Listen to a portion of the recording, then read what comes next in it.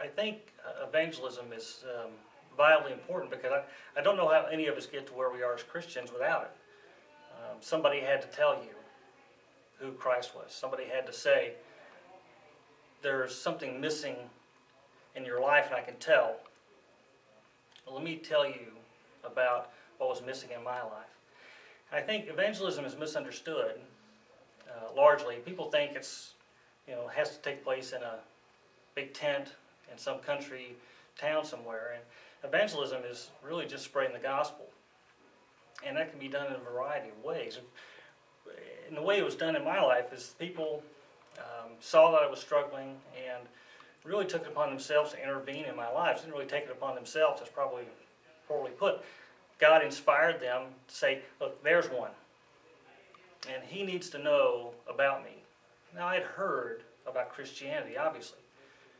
But it wasn't something that I really understood, something I knew about.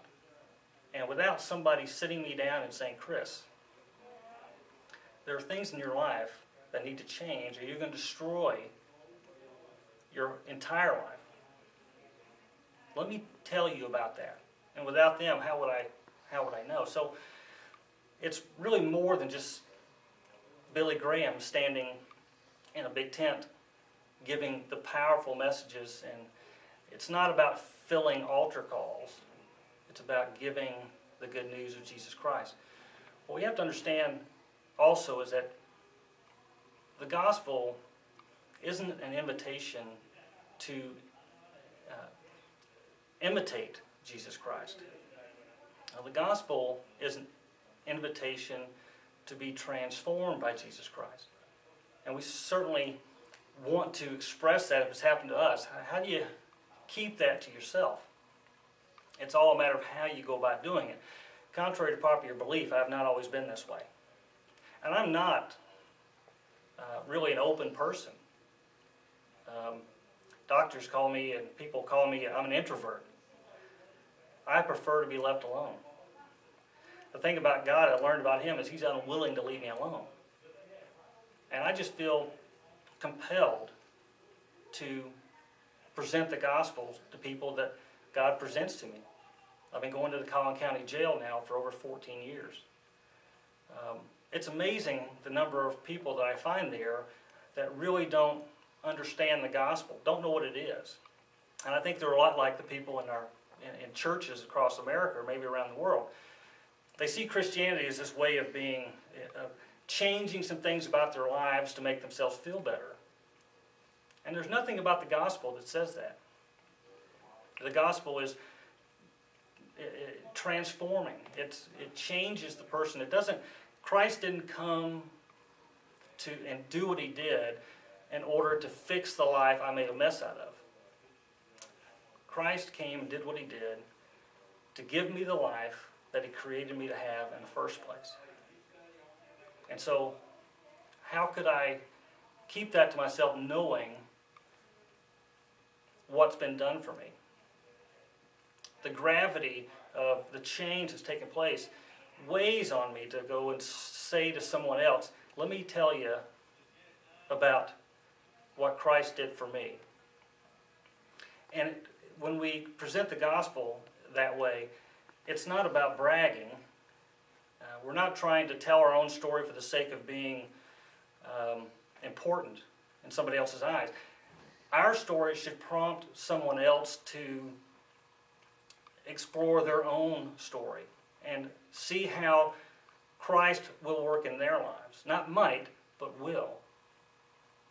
And every time that we evangelize or present the gospel, the motive should always be giving someone an opportunity to have their lives transformed.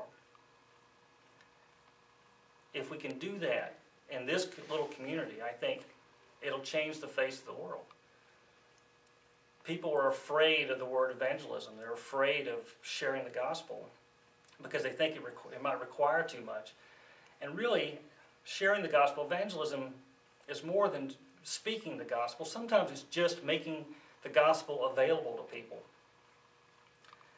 For people that have taken the Alpha course, they've probably heard this story before, but I'll tell it again. There was a man named Albert McMakin. Albert was a good Christian, and he was really interested in presenting the gospel to his friends. There was a revival in town, and every night before the revival, he would go to his friends and encourage them to come along with him to hear the good news. There was always one guy, one young man, strapping young guy, always had better things to do. He always refused. And Albert McMakin went to him on the last night of the revival and said, "Listen, if you will come with me to the revival, I'll let you drive the truck." And what teenage boy is going to pass up driving the truck? And so the young man agreed and went with him. And his life was changed. He was transformed upon hearing the gospel. Now, that man went on to be the confidant of presidents. He's presented the gospel himself to over 1 billion people. And naturally, you've probably figured out his name is Billy Graham. Everybody's heard of Billy Graham. Who's heard of Albert McMakin?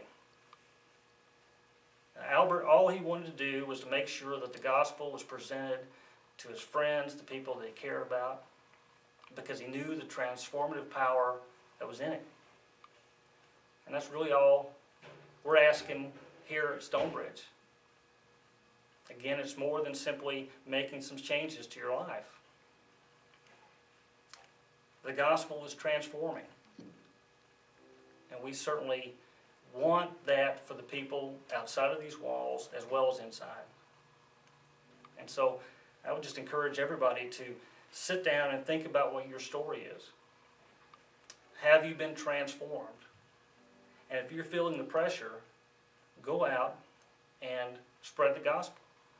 And if you're not feeling the pressure, find somebody to talk to about that. Find out what it means to be transformed, and then live accordingly. Thank you.